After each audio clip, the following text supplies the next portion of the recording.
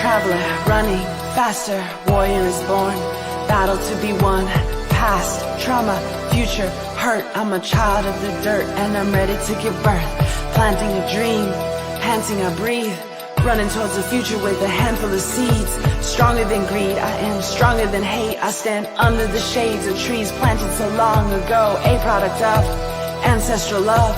I'm here because my elders danced in the sun. They would give it all up for us, and from day one it was practiced like religion to prepare for the ones to come.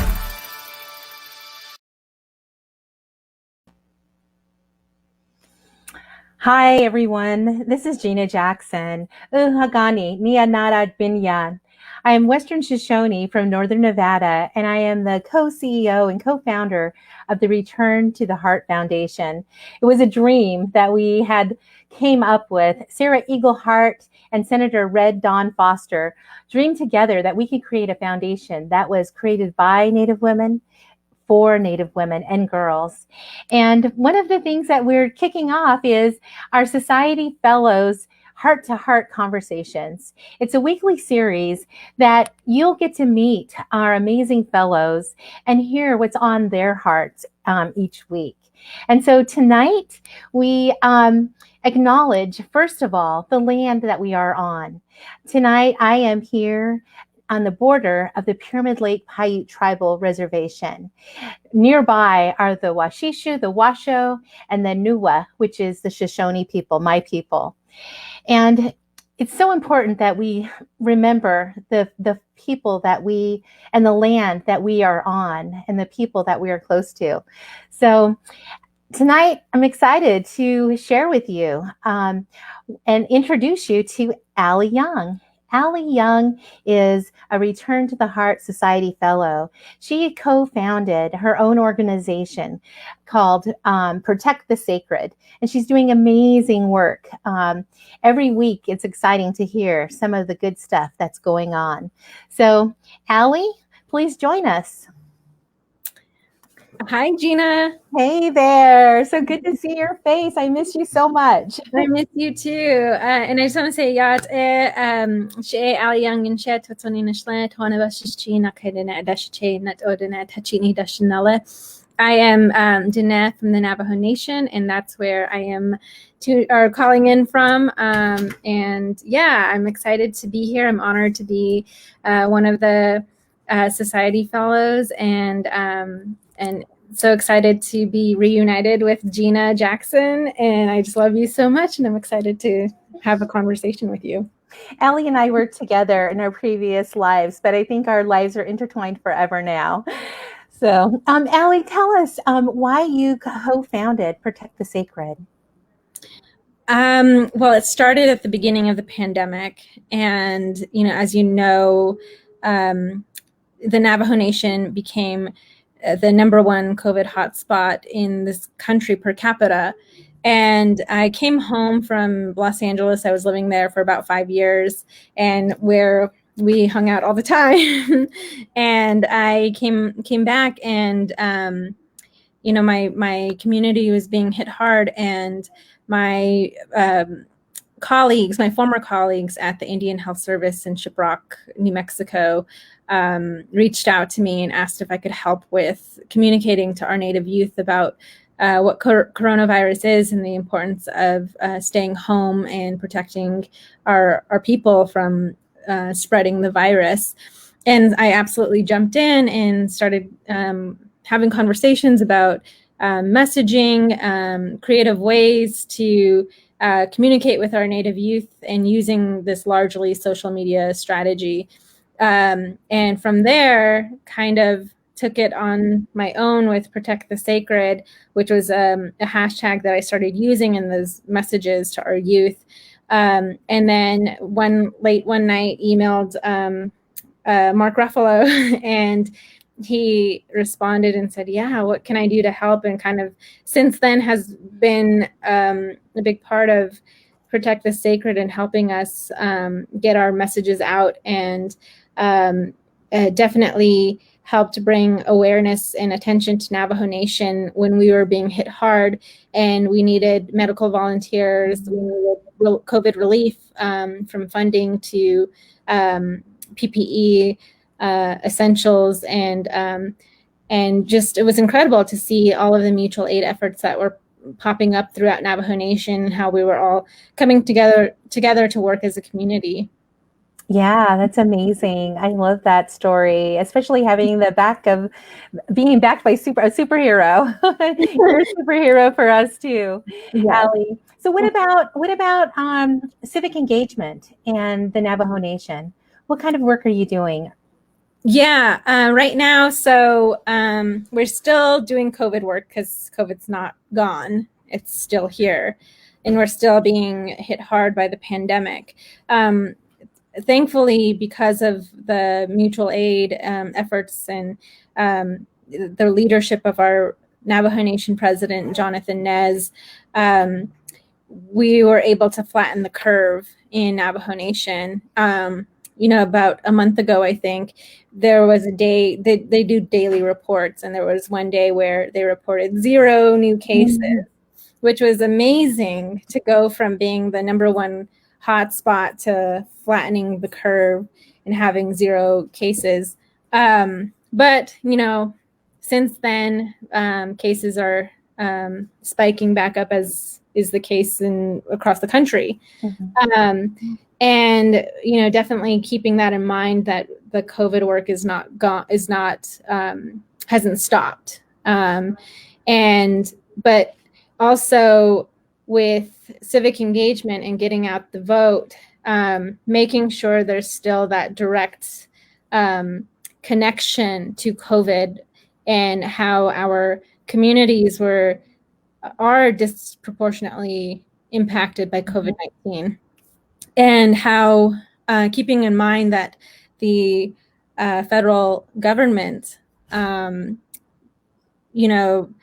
delayed funding to our tribal communities and didn't even want to include us in the initial stimulus package. So my message around getting out the vote is just keeping those things in mind, of how elected officials have such an impact in their decision making on our tribal communities. And so, if we want leadership in there that's going to work with Native communities and hear our voices and invite us to the table, then we need to be a part of the process in casting our ballots. So since then, have been working hard, especially in Arizona, because it's an important state, and Navajo Nation, the majority of Navajo Nation is in Arizona. The population on Navajo Nation is around 300,000, and living on Navajo Nation is about 150,000.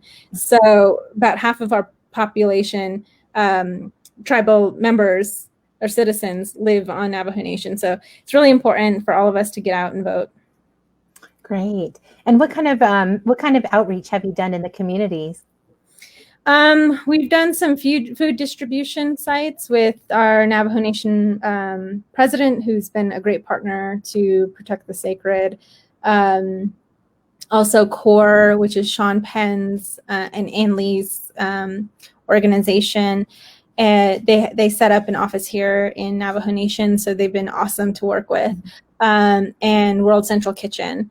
So we started doing food distribution sites, also doing census, having census representatives at those distribution sites, and then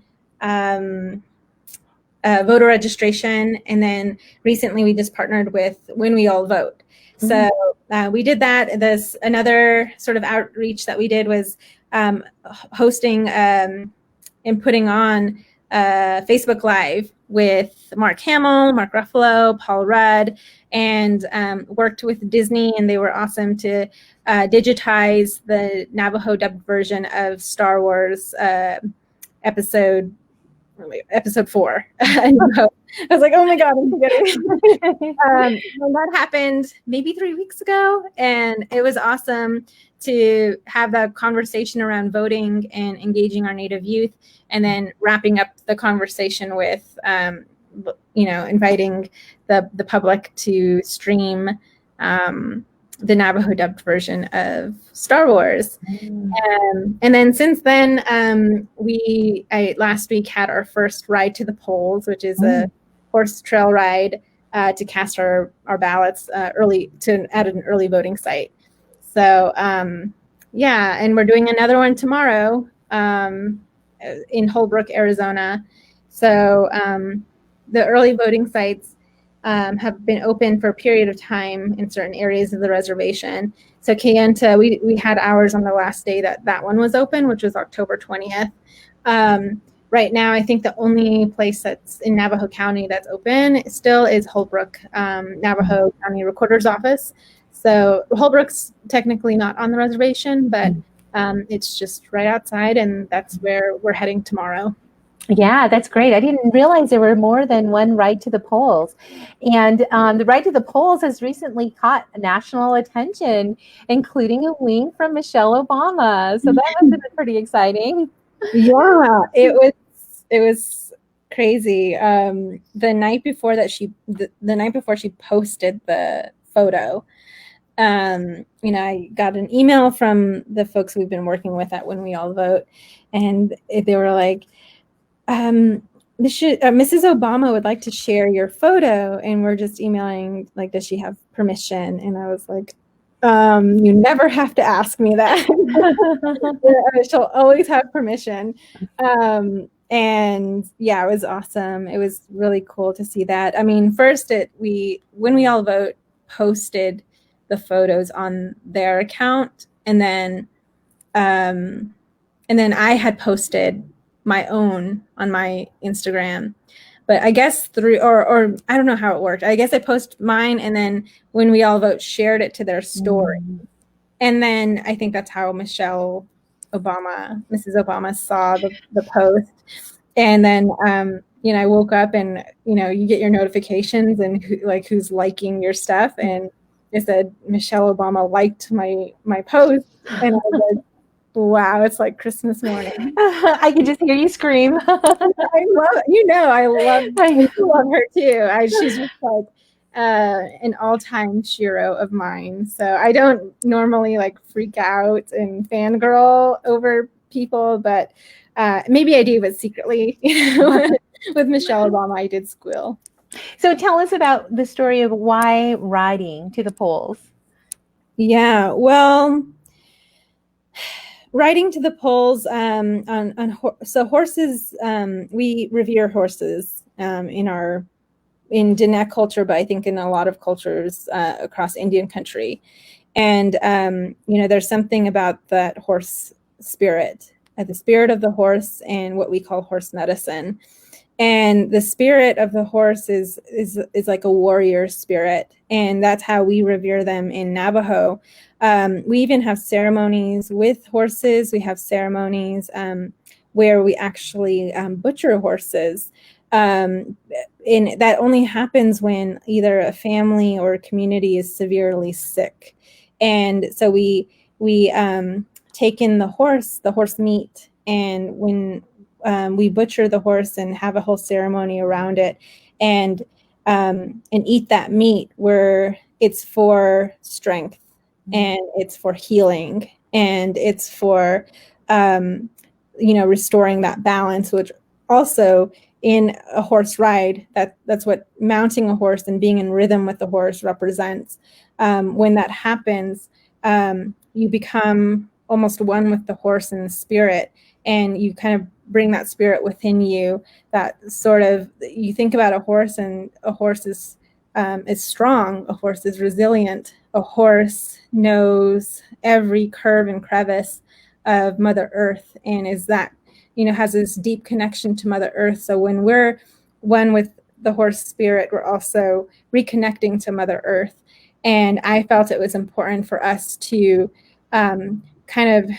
to reconnect and also restore that balance within ourselves, in our spirits, and in being in our environment, in our surroundings. And as we're riding 10 miles to the polls, looking around us and seeing our beautiful homelands, and that's what we're fighting for. So just taking that time to really reflect before we go cast our ballots, and restoring that balance within us and reconnecting to Mother Earth, I feel is how you should go make your decisions and cast your ballot. All right. So we're going to go ahead and show the video. Do you want to intro it in so folks know what the video is about? Sure. Yeah, this video is a music video called Ride to the Polls. And so everyone knows that native TikTok is huge right now. And we have so many creative, talented people on TikTok. And I recently joined. I haven't posted anything. I'm still learning how to do it. I don't know anything about it. But I watch a lot of the other TikToks from other creatives. And I've become a fan of Tia Wood, who's based in Canada. And she's a musician, and she has a beautiful voice. And she does these TikToks where she does duets with like a pop singer. And so she's side by side with I think the ones that she's been doing with Charlie Puth. And she calls it it says, make it indigenous. And so she'll sing along with this pop song, but then she'll add in like her native flair of like a powwow hook. And it just sounds incredible. So I actually reached out to her on Instagram, and I was thinking about, this ride to the polls, and that I knew that we were going to be filming it and taking photographs and doing this whole push around riding to the polls. And I thought, wow, with that, I know it's going to be beautiful footage because, the person we're working with, we should do like a music video. And I thought of Old Town Road because it's been such a hit. But I started playing with the lyrics, and the chorus that's just gets stuck in your head. I thought, okay, take your horses down to the voting poll. We're going to ride and vote, or we're going to vote till we can't no more. And so I thought, my first thought was, what if Billy Ray could re-record this? But that's like, that's a major ask. So I went to Tia, and I just kind of DM'd her on Instagram, and she replied and said, I would love to be a part of it. And so she started recording some a cappella verses for us, and we paired it with the music and made this whole music video. And I think she's done an amazing job. All right. I can't wait to watch. Yay. I'm gonna take my horse to the voting poll. I'm gonna vote until I can't no more. I'm gonna take my horse to the voting poll. I'm gonna vote until I can't no more. Take my horse to the voting poll.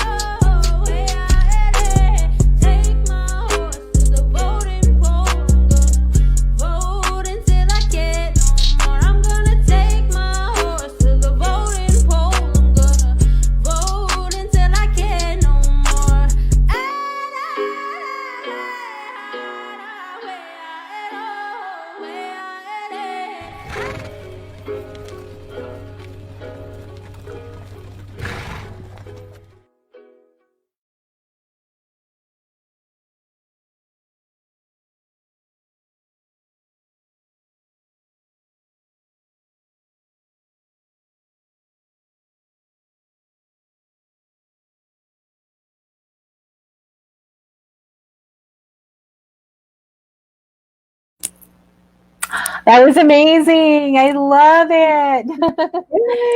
Great job, Allie. We love you. We're so proud of you. Any last words for the young people who may be listening to this today? Yeah, get out and vote. You know, we're powerful. Our Native young voters, our Native youth out there, you guys created Standing Rock. You know, that was your movement that became a worldwide movement. And so that just shows how much power we have. And I just have seen our Native youth really step into these leadership roles, and they're more, you know, they're powerful and creative and such fierce advocates for our community. So, you know, taking that kind of that power that you've shown and that resilience that you have, and take that to the polls, and let's make sure that we have a seat at the table with leaders that will work with us. Thank you, Allie. Thank you. Thank you. Yeah. All right, we're going to move into the next segment with another fellow. Excited to introduce you to her.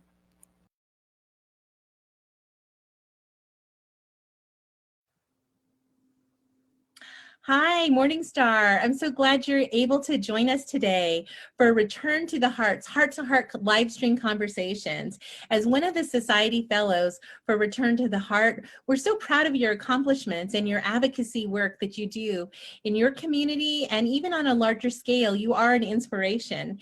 And so today I'm going to ask you to share a little bit about yourself and also tell us what's on your heart. Thank you so much, Gina. It really is such an honor to be included with the Society Fellows for Return to the Heart Foundation.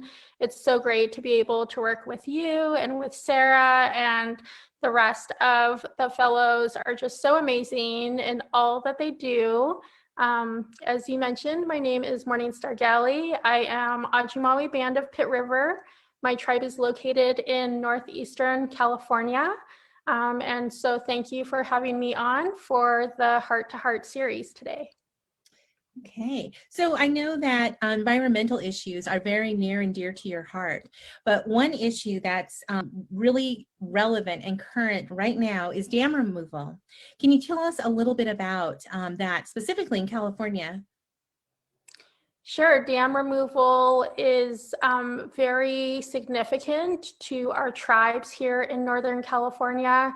The salmon to our tribes are what the buffalo would be to Plains tribes, that the near extinction of our salmon populations is really a genocidal act that is being committed against us as California Native peoples. And so we are seeing that in the killing of the salmon through fish kills, through water that is not able to properly flow through the rivers. And so there's been an effort for many decades now to undam the rivers, to let the rivers flow. Where I live back home on our Pitt River, we have 7 dams, hydroelectric dams that dam our river, and we have not had salmon on our rivers for over 80 years now. And so for the tribes that still do have salmon that swim upstream and continue in on the salmon runs and the cycles, it's important to support those tribes in removing the dams and ensuring that the salmon can flow within our rivers. And that means the health of not only our rivers and our ecosystem, but the health of us as individuals and for our communities. That we know that there is an intrinsic connection between the health of our river systems and the health of us, not only for salmon as a traditional food source, but who they are as the salmon nation, and for a life source that is deeply connected to us within our health and our spirituality. We know that the health disparities that our people experience in terms of high rates of diabetes, high rates of high blood pressure, and so much more, even including heart disease, are related to the inability to be able to access our traditional foods, such as the salmon. And so we know that back home, and we are in solidarity and support with the tribes that are organizing and mobilizing at this time to have the dams taken down on their rivers. That is through the Hoopa tribe, the Karuk, the Yurok tribe, and the Klamath tribes. You know, there's so many tribes within our area that we are connected in that way and supporting one another in these efforts, because we know that what affects one of us affects all of us. And so this isn't just, you know, an issue that is specific to one tribe, but it really is the health of all of us as Indigenous peoples, as California Native peoples that are affected. Wow, 80 years. That's mind-blowing. Are there any examples of any of the tribes that have any wins that actually got some dams taken down and you've seen some revitalization? Can you tell us about that? Sure, there's tribes in northern Washington that have had success in dam removal and seen a resurgence of their salmon populations. And so in this issue specific, that there were wins, that the tribes did file lawsuits, that there were wins made through the Klamath Justice Coalition. One of my roles is now as a tribal water organizer for Save California Salmon. And so I've lived in Sacramento now for a couple of years. And when I worked for my tribe, we would just get inundated with water meetings, and it becomes this very controversial issue where they try to pit the California agriculture communities against tribes. And so it becomes this issue of fish versus farms. But as Indigenous peoples, both in the northern territories and southern below the borders, that work as farm workers and work as seasonal migrant workers, we know that this isn't an issue of pitting us against each other, that this isn't about fish versus farms, but this is about access as Indigenous peoples to access to clean water, access to clean drinking water, and access to healthy foods for all of our communities. And so really that's been some of my role in supporting and being able to attend meetings and attend these hearings. And as a member from my tribe, being able to bring information back and share it, and to know that we need to have these dams taken down. There were agreements that were made by Pacific Corp, by Berkshire Hathaway, back within this past decade, that the dams would be down by 2022, that the dams would start to come down this year in 2020. And it was in July of this year, after taxpayer funding, after ratepayer funding, tens of millions of dollars went to these dam removal efforts. And now there are stalls that are being made by these corporations. And so there is a call out to Warren Buffett, to the Bill and Melinda Gates Foundation, that these are the large shareholders. And so that they've made previous commitments in terms of supporting Indigenous peoples, and that they really need to honor their word and keep their word to the tribes and to those that are on the front line that have called for the dams to be removed for the continued survival of all of our peoples and our future generations.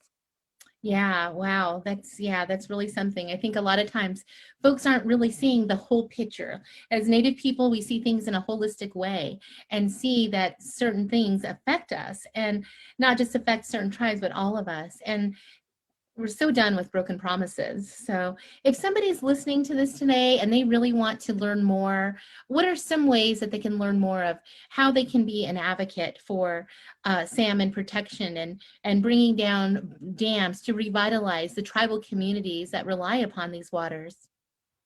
Sure. So thank you for asking that. There are a lot of ways that folks can support at this time.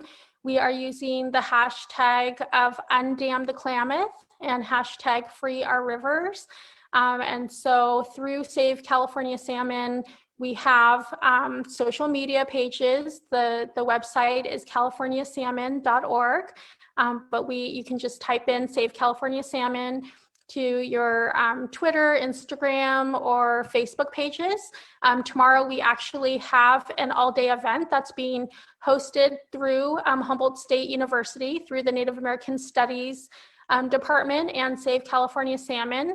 It's an all-day advocacy and water protection in Native California symposium. It's from 10 a.m. to 4 p.m. So we're really asking for folks to plug in and get involved. Last week we held a week of action, and last Friday we held a day of action where we went down to the state capitol here in Sacramento, calling on the state to adhere to its promise. Both California and Oregon, as state entities, supported the dam removal process. And so we need to hear from them, and we need to hear from these large shareholders on moving forward with the dam removals, because we know the experiences with fish kills in past years where the salmon did not have enough water to flow through, and there were thousands of fish that ended up dead and rotting in the rivers, and we don't ever want to see or witness that situation again. And so there have been, again, advocates. I mean, even in my own family, my family members from, back in the 1970s, my parents were helping and supporting when the U.S. government, when the U.S. Marshals came in and were stopping people from traditionally fishing. So this is just really a continuation of that, a continuation of fighting against the erasure of us as California Native peoples and these genocidal practices of killing off salmon in the name of profit and in the name of selling our water. Well, thank you for sharing what's been on your heart, and it's also on so many of our hearts as well. And we appreciate you, we support you, and we thank you for joining us today. I'm so appreciative also. It's always such an honor to work with you, Gina, and I look forward to the next heart-to-heart session. So thank you again. If somebody wants to follow you on Instagram, what's your handle? They can just type in my name, but the handle is SAYLOOLI,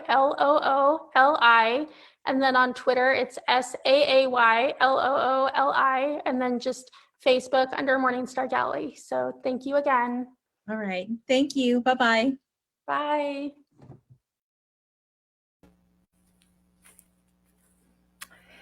All right. Next up, we have another fellow, Holly T. Bird.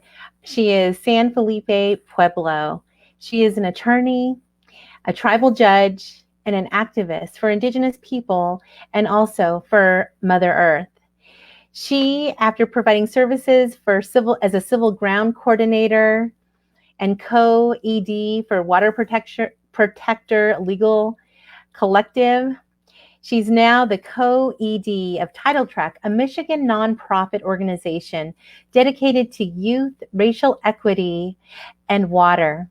She is deeply committed to the rights of Indigenous people, climate justice, and missing and murdered women. And tonight, she's going to be talking to us about our rights. So excited to have you meet Holly. Hi, Gina. It's so good to see you too.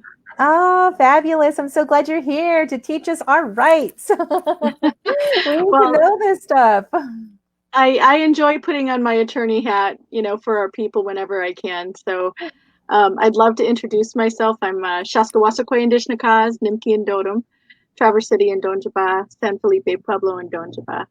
I live here in the Grand Traverse Band of Ottawa and Chippewa community. I grew up in Michigan, so I speak the language here. But I am of San Felipe Pueblo, as well as a lot of the people from our Southwest relatives. So, but I'm so happy to be here and so honored. Thank you so much. Great. So you're going to be in our brand new video that we're going to launch right after you speak. But tell us, why is it important to vote? Well, whether we like it or not, as Native people, U.S. policies and laws affect our people. And in particular, they affect our Mother Earth. So we've seen this in many ways. Standing Rock, everything that happened there turned into political. What did the U.S. do today?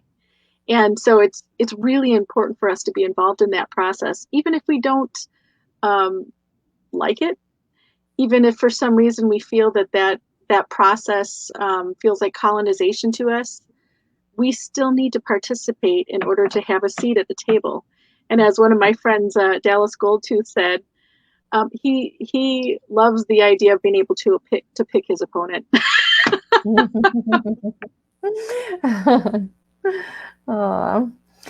So how can a person find out if they're eligible to vote? So states have different voter registration deadlines and requirements. So make sure that you're registered well in advance of election day. That's the number one thing. And the way that you do that is you check in. There's a couple sites that are national that allow you to do that. One is www.nass.org/can I vote. And there they'll take you to a site where you can enter in your information and they'll find out for you if you're registered to vote. You can also go to your local or state websites. I know like Michigan has websites like that. Several states have their own voter registration website. So that's the first thing. If you don't have access to a website or to the internet, then you should call your local clerk or the Secretary of State or clerk of voter registration within your state. Now, if you're not registered to vote, you can go to vote.gov to find out what your options are. Okay, great. Good. And then once a person is registered, what kind of ways are there? What options do they have to vote? So there's a couple of different ways. And again, you'll have to find out from your state which one is available and what the deadlines are. So one of the very first ways that most people vote is by absentee ballot. Mm-hmm. That's when you apply for and receive a paper ballot in the mail. And with that, you can drop it off at the clerk's office, you can mail it in, or you can deliver it right to a drop box in your township or your voting precinct in lieu of going to the polls on November 3rd. For most states, you can do that. That's also called early voting. And you can do that well ahead of the of election day. And some states actually allow you to turn those in on election day at the polls. So if you choose to do that instead of mailing it in or dropping it off or giving it to a clerk, for a lot of states you could show up at the polls and have them spoil that absentee ballot for you and give you another paper ballot to vote with. So again, though, it's always important to know when the deadline to request an absentee ballot is, and for most states that has already passed. Another way is to, simply, and I do have to say this, if you have an absentee ballot and you haven't dropped it off yet, make sure you sign it. That's one of the number one ways that absentee ballots get challenged and invalidated. So make sure you sign it. The other way, of course, is in person. So you go to your polling place with a form of photo ID, and really that's only to identify you by face. It doesn't have to be, it's not supposed to establish your residency. So tribal IDs should work. I was just going to ask that. Yes, they're supposed to work, and you should check with your state's requirements. But this is the number one question we as Native people get or the challenge that we get is that our tribal ID isn't valid, and that is simply not true. So, according to the Federal Bureau of Elections, yes, a tribal ID should work. But also be mindful of the fact that if you have to show up for a proof of residency for some reason, let's say there's a question about whether you're registered in the right township, there's a question about your absentee ballot, it didn't show up, and you have to file an affidavit of some kind. Perhaps you moved recently, and you have to show some sort of residency. I always say bring a picture ID of some kind, and bring some proofs of residency just in case. I always bring some with me to the poll, even if I leave them in my car. But it could be a utility bill. It could be your driver's license with a current address on it. It could be a passport. There's a lot of different ways that you can do that. So always be prepared no matter what. Okay. So if you don't know where to go, what are some options? How do you find out where your polling places are? Okay, so that's an easy one too. Online, you can go to gttpvotinginfoproject.org. They have a full list of all of the polling precincts and where those are located in each state. They can also point you to your own county clerk's office that will tell you exactly where those are. I tend to like to go to the local ones myself because they're more up to date, although I haven't had anybody complaining that these weren't up to date. But in the alternative, you can call your county clerk or the township to find out where to vote. Can you give us the web address one more time? Absolutely. It's GTTP votinginfoproject.org. So let's just say votingprojectinfo.org. Okay, great. Just search So, for it, you'll find it. yeah. And so what if I can't drive to the polls for lack of transportation, for any reason? Right. And this is something that a lot of our elders, experience, and people with disabilities, and then often young people, right? So, and we know that our people live in areas that are sometimes far away from these polling places. So this is a really valid question. And this is, to me, this is about preparation. So if you want your voice heard, and this is so important for our people, arrange a ride as hopefully a family member first, hopefully a friend that somebody that's going, because we also want to be safe. The COVID is here. We want people to know, we know that are safe. If you can't find a friend or a family member, check with your local township or county to see if there is assistance available to help you get there. And then finally, check with your local political party, whatever of your choice, to see if someone can give you a ride, because often those parties will have sort of a hotline set up, or at the very least, they'll know somebody that can give people rides or that is willing to. Great. Thank you. Sure. Now, what about some basic rights that we just all should know about? You know what? There's so many, and voting rights are complicated, but they're not rocket science. So that's the best part about it. So here's some good takeaways. Okay. One, you're not allowed to be questioned about your political beliefs by anyone. That's you don't need to respond if they do. That's part of what we call harassment. Mm. If you're in line to vote and the polls close, because there's, we know that there might be long lines due to COVID, you have a right to stay in your line and cast your vote. So they have to, even if it closes, they have to get everybody in line. If you make a mistake on your ballot, you are allowed to get a new ballot and redo it. Some people feel like, or have been told, oh, that's the only one you get, and that's simply not true. If the machines are down at your polling place, you have the right to a paper ballot. So just because their machines don't work doesn't mean you don't get to vote. And there's a number of hotlines available, and I'll give you a website at the end of this for people with any emergency needs regarding voting. So there's hotlines in English. In some states, there are Native American hotlines, and I'm part of that here in Michigan. There are hotlines in Spanish and Arabic, and all manners of languages. So this year they're really trying to make that easy on people to vote. So take advantage. Yeah, that's amazing. Yeah. What if there's a problem? You're there and you're not really sure what to do. So there's a lot of things that can go wrong with voting. And most of the time those things don't happen. Most of the time we're okay. But the one thing I want to impress upon all of our Native voters is that what you're really looking for if you go to the polls to vote is to vote with a regular ballot that gets tabulated that night.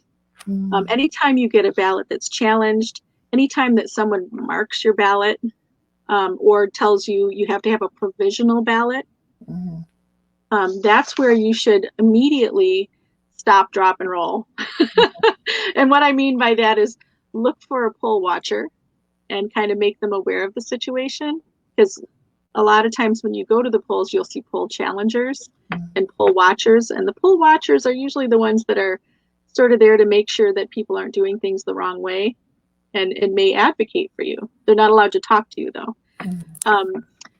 The other thing is to call the voter protection hotlines that are in your area. And again, I'll give a list of that.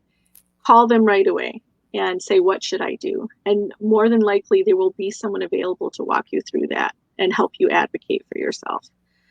So here's some common situations.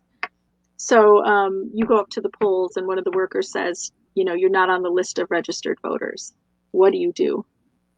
And first of all, you ask them to double check, make sure that you spell your name for them. If your name's not on the list, ask if there's a supplemental list of voters. If they still can't find your name, confirm that you're at the correct polling place. If you can also request that they check the statewide system if one is available to see if you are on it or if you're registered to vote elsewhere. You can even check this with your own smartphone. A lot of states have those right there online, and you can find it. And that sort of goes back to what I talked about, finding out if you're registered to vote.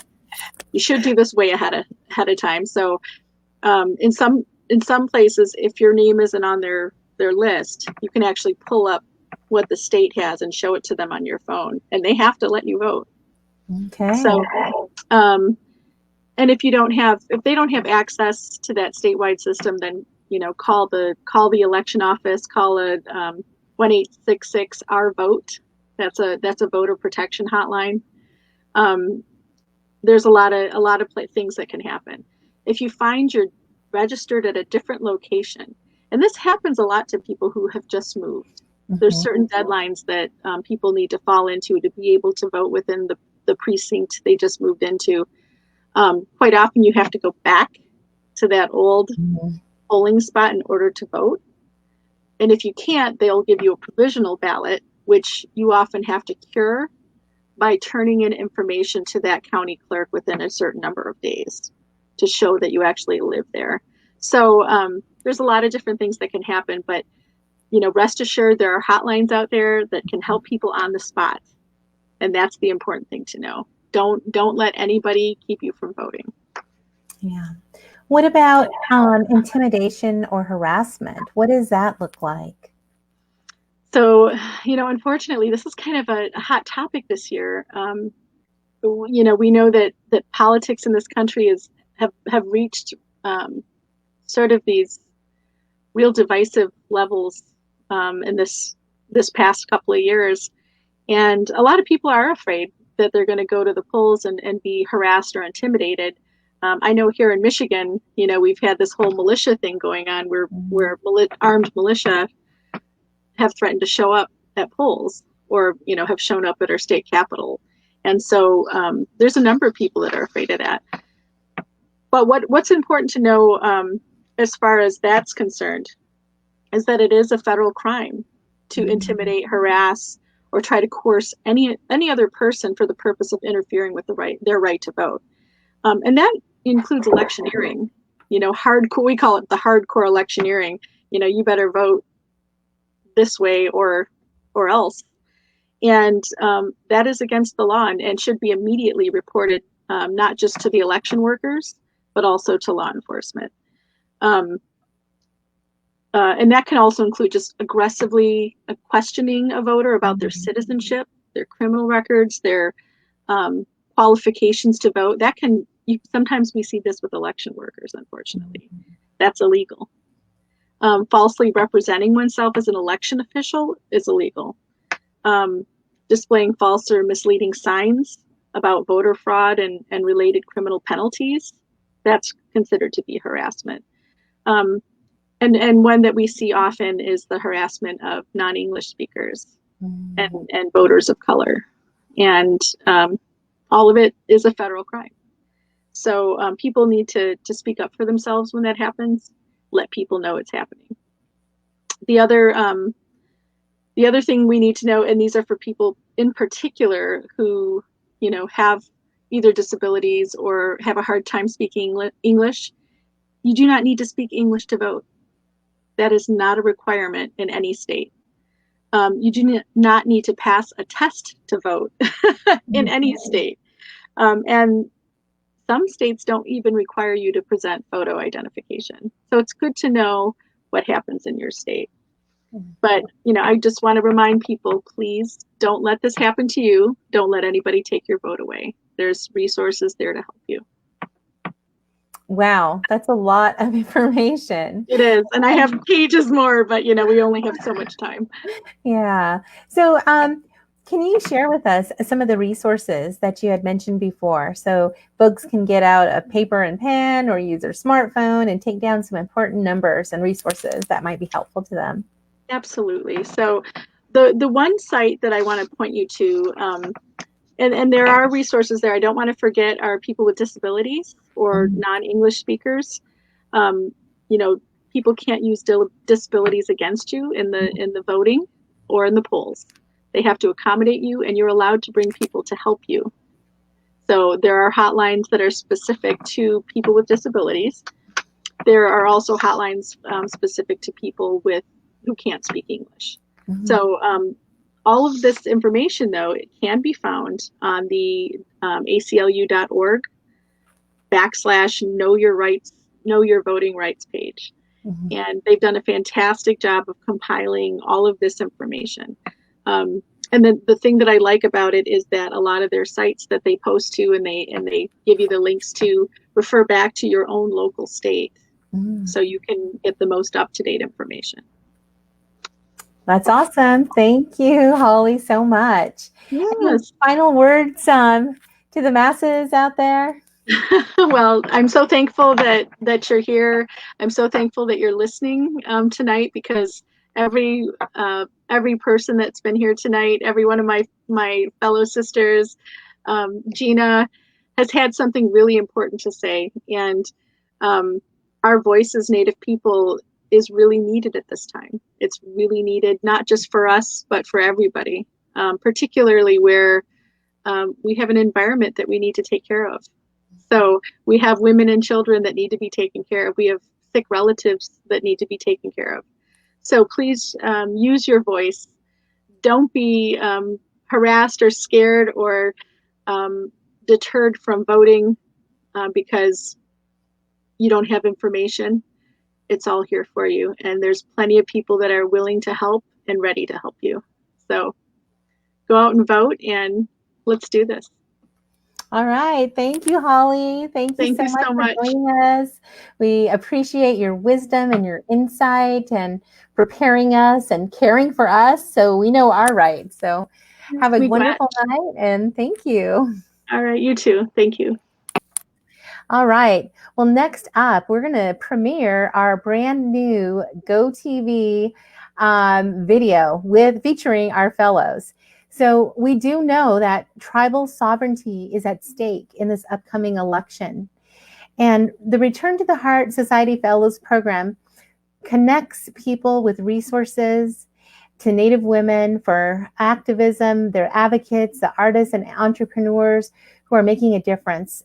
We're wrapping our arms around them and supporting them and trying to create the places and spaces for their voices to be heard. And we just thank you so much for their voices.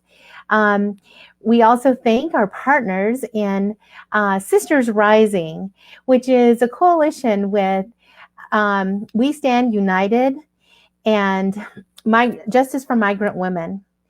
And so we've had quite a few efforts on getting out the vote, and this is one of them. So love to share this video with you right now. Hello relatives, Goetzi Hopa. My name is Joni Romero, and I'm from the Pueblo of Cochiti, New Mexico. My name is Allie Young. I am Dene. Ani, I'm Holly T. Bird, and I'm of the San Felipe Pueblo, Apache, Yaqui, and Prepacha peoples. Apatu Wash Day, my name is Yonajaha Lone Wolf, and I am Ogallala Lakota and Black. Hi everyone, I'm Ray Saragosa, and I'm a singer-songwriter based in Long Beach, California, of Akime Alatham, Mexican, and Japanese descent. My name is Jordan Marie Brings, Three White Horses Daniel. I'm Koichasha Lakota, a citizen of Koichasha Oyate, the Lower Bowl Indian Reservation. I would like to greet each and every one of you with a handshake from my heart. My name is Candy Brings Plenty. This election is the most important one of our lifetime. We have to do better for our children. We have to give them a future where your voice and mine as a Native woman are not only heard, but are also valued. I am voting because our communities are still being disproportionately impacted by COVID-19. I am voting for our people whose lives were taken too soon by COVID-19 and therefore aren't able to vote. And I choose to vote because as a Two-Spirit Warrior Queen who is healing from lung damage from COVID-19, I know that elected officials in positions of power impact my family's health and well-being. I am voting because I do not want to remain complicit in a system that has continuously and has perpetuated violence on our communities and on our bodies. U.S. policy affects our environment and our people. That's why I'm hoping you'll join us this November to vote and protect our Mother Earth and help our people. I'm voting for Mother Earth, and our Native women and children because we are sacred.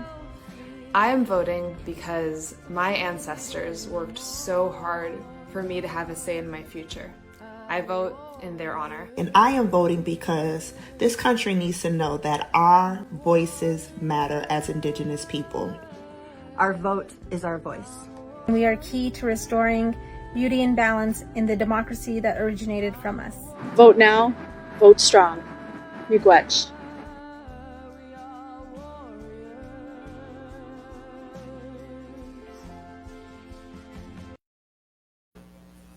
Ah, a video, it gets me. I just love seeing Indigenous Native women's faces and voices speaking out, speaking their truth.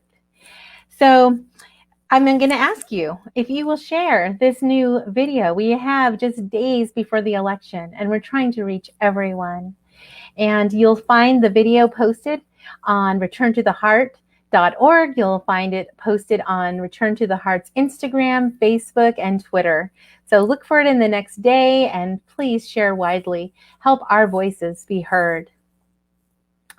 Next up, we have another fellow who actually was with us last week, Lila June Johnson. Lila June is an activist. She's an educator. She's a political sometimes. She's a musician. And this video that I'm about to share is called All Nations. And Yonasaha Lone Wolf wasn't able to join us. We're rescheduling her for a future session. But I would just love for you to connect with us, get to know us better. You can go to returntotheheart.org. This is you'll learn more about the fellows. We have all of the bios of the fellows in this cohort posted. We are also planning for another group of Society Fellows coming up early next year. So if you'd like to support those efforts as we're supporting amazing Native women who are doing amazing work in their communities, grassroots work, then please join us and support Return to the Heart. So we'll leave you tonight with All Nations. Have a wonderful time. Bye-bye. Indigenous people, shine your light, we are equal. I remember the days when our prayers were illegal. I remember the days when being Indian was lethal. Yeah, we had a rough past, but get ready for the sequel. Get ready for the glorious comeback of our people. Oh, yeah. Rise up, all you warriors of love, all you answers to the prayers of our ancestors from above. I can feel it in my heart. Can you feel it in your blood? I can hear the seventh fire calling us to wake up, wake up. All nations rise, rise up, 'cause now's your time. We don't have to hide anymore, 'cause now's the time. All nations rise, rise up, 'cause now's your time. We don't have to hide anymore, 'cause now's the time. With forgiveness as my bow and my prayers as my arrows, pull them back and let go. I watch them fly like sparrows. Have hope. Yeah, have hope. With compassion as my shield and faith down to my marrow, I will walk the pollen path even when it gets narrow. Yeah, yeah, I resurrect. Yes, you can bet that we seen the single mama raising children on the res. We seen domestic violence tear apart what we have left. We seen the alcohol take it all and leave us dead. We seen the children take their lives when they can't take the dread anymore. It's a war. Can't take the dread anymore. It's a war. No, we can't take the dread anymore. It's a war. No, we can't take the dread anymore. It's a war, but we've seen it all before. And now we know we can change it, 'cause that's why we were born. We know we are the ones that we have been waiting for. We are the ones Grandma has been praying for. So rise up, All you warriors of love, all you answers to the prayers of our ancestors from above. I can feel it in my heart, can you feel it in your blood? I can hear the seventh fire calling us to wake up. Wake up. Pueblo hermoso, levántense, es nuestro tiempo. No tienes que esconderte más. Ahora es nuestro tiempo. Mujer indígena, tú eres tan sagrada. Traigas medicina de tu suelo todavía. A pesar del abuso de tu cuerpo y tu tierra, respetamos tus ancestros y la suya cultura. Hombre indígena, tú eres honorable y yo veo la fuerza que todavía sobrevive. A pesar del abuso de tu raza venerable, yo respeto tus ritos, tus danzas, tus padres. Somos guerreros del amor y guerreros de la paz y no vamos a escondernos más. Somos guerreros del amor y guerreros de la paz y no vamos a escondernos más. They say that history is written by the victors. But how can there be a victor when the war isn't over? The battle has only just begun, and Creator is sending His very best warriors. And this time, it isn't Indians versus cowboys. No, this time, it is all the beautiful races of humanity together on the same side, and we are fighting to replace our fear with love. And this time bullets, arrows, and cannonballs won't save us. The only weapons that are useful in this battle are the weapons of truth, faith, and compassion.